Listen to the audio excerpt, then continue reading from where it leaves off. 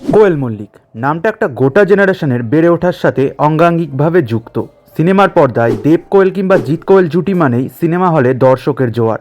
সাত পাকে বাঁধা, বন্ধন, প্রেমের কাহিনী, পাগলু, রংবাজ থেকে শুরু করে মিতিন মাসি, অরুন্ধতী, সাগরদ্বীপের জকের ধন, স্বার্থপর সবেতেই কোয়েল মল্লিক প্রমাণ করেছেন তিনি আসলেই টলি কুইন। তবে কোয়েল মল্লিকও বাকি অভিনেত্রীদের মতন তার দীর্ঘ ক্যারিয়ারে হারিয়েছে বেশ কয়েকটি প্রথম সারি সিনেমা, যেগুলির মধ্যে একটি সিনেমাতে যদি কোয়েল মল্লিক সেদিন হ্যাঁ করে দিত তাহলে কোয়েল মল্লিক হয়ে যেত বলিউডের দীপিকা প্রিয়াঙ্কার সমান একজন অভিনেত্রী। আবার বলিউডেরই এমন এক সিনেমা তাকে করেছিল অপমান, যেখানে খোদ উপস্থিত ছিলেন অমিতাভ বচ্চন, অক্ষয় কুমারের মতন অভিনেতারা। চলো আজ দেখব কোয়েল মল্লিকের রিজেক্ট করা এমন 5টি মুভি, কিন্তু তার আগে এমনই বিনোদন শর্ট পেতে সিনেটিক দেব চ্যানেলটি সাবস্ক্রাইব করে নিও।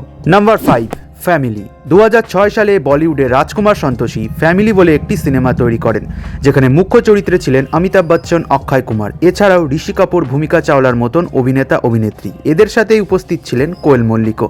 তবে এই সিনেমাটি কোয়েল মল্লিক রিজেক্ট করেননি, মুম্বাইতে গিয়ে করেছিলেন শুটিং, কিন্তু সিনেমা এডিটিংয়ের সময় কোয়েলের সিনটুকু বাদ দিয়ে দেওয়া হয়। কলকাতা ফিরে তীব্র নিন্দা জানিয়ে দুঃখ প্রকাশ করেছিলেন কোয়েল মল্লিক। নাম্বার 4, প্রিয়তমা। 2006 ওই একই বছরে মুক্তি পেয়েছিল জিৎ স্বস্তিকা জুটির ছবি প্রিয়তমা। তখন জিতের সঙ্গে স্বস্তিকার প্রেমের চর্চা টলিউডের লেটেস্ট নিউজ, তাই গল্পের নায়িকা হবেন স্বস্তিকায়। থার্ড রোলের জন্য কাস্ট করা হয় কোয়েল মল্লিককে। কোয়েল চরিত্রটি করবে না বলে দিয়েছিলেন। সে সময় কোয়েল মল্লিক পরিচালককে জানিয়েছিলেন, জিতকে হারিয়ে আমি স্যাক্রিফাই করতে পারবো না, এতে জিৎ আর আমার জুটির ইমেজ নষ্ট হবে। পরে এই রোলটি চলে যায় শ্রেয়া পান্ডের কাছে। নাম্বার 3, বুনোহাস। 2014 সালে অনিরুদ্ধ রায় চৌধুরীর ছবি বুনোহাস দিয়ে মেগাস্টার দেব অন্য স্বাদের ছবি উপহার দিয়েছিলেন দর্শককে। আর এই ছবিতে দেবের বিপরীতে কাস্ট করা হয়েছিল কোয়েল মল্লিককে, কিন্তু কোয়েলের মনে হয় এই ছবির সম্পূর্ণটা দেবকে নিয়েই, নায়িকার ছোট রোল, তাই তিনি ছবিটি রিজেক্ট করে দেন। পরে কোয়েলের চরিত্রটি চলে যায় শ্রাবন্তীর কাছে। নাম্বার 2, সাথী।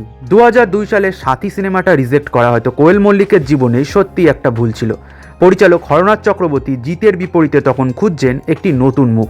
খবর গেল রঞ্জিত মল্লিকের কাছে, তিনি যেন তার মেয়ে কোয়েল মল্লিককে তার হাত ধরেই সিনেমা জগতে অভিষেক করতে দেন।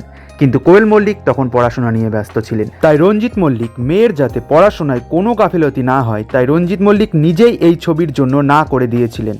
এবং পরে এই চরিত্রটি চলে যায় প্রিয়াঙ্কা উপেন্দ্রর কাছে। আর তারপরে জিৎ এবং প্রিয়াঙ্কার জুটি সাথী কি পরিমাণ হিট করেছিল আশা করি সেটা কারোরই অজানা নয়। Number 1, gangster. 2006 সালে বাঙালি পরিচালক অনুরাগ বসু একজন বাঙালি মেয়েকেই তার সিনেমা গ্যাংস্টারের নায়িকা করতে চেয়েছিলেন, তাই সিনেমার চরিত্র গিয়েছিল কোয়েল মল্লিকের কাছে। কিন্তু কোয়েল কলকাতার নামী বনিদি বাড়ির মেয়ে, ছোটবেলা থেকেই ভদ্রতা শিষ্টাচারের মধ্যে তিনি বড় হয়ে উঠেছেন, তাই চরিত্রটা তিনি না করে দিয়েছিলেন। তার কারণ ছবিটি ছিল একজন নেশায় আসক্ত মেয়ের, তাছাড়াও ছিল প্রচুর খোলামেলা দৃশ্য থেকে শুরু করে চুম্বনের দৃশ্য।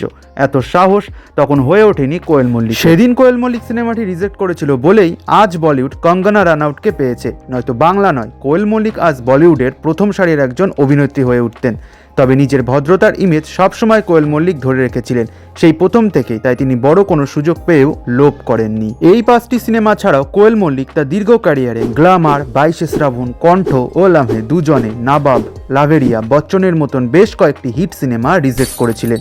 তোমাদের কি মনে হয় এই সিনেমাগুলির মধ্যে কোন সিনেমাটি কোয়েল মল্লিকের রিজেক্ট করা উচিত হয়নি? কমেন্ট করে জানিয়ে দিও। আর তুমি যদি কোয়েল মল্লিকের ফ্যান হও অবশ্যই কমেন্টে আই লাভ কোয়েল লিখে যেও। ভিডিওটি ভালো লাগলে একটি লাইক করে চ্যানেলটি সাবস্ক্রাইব করে সাথে থেকো।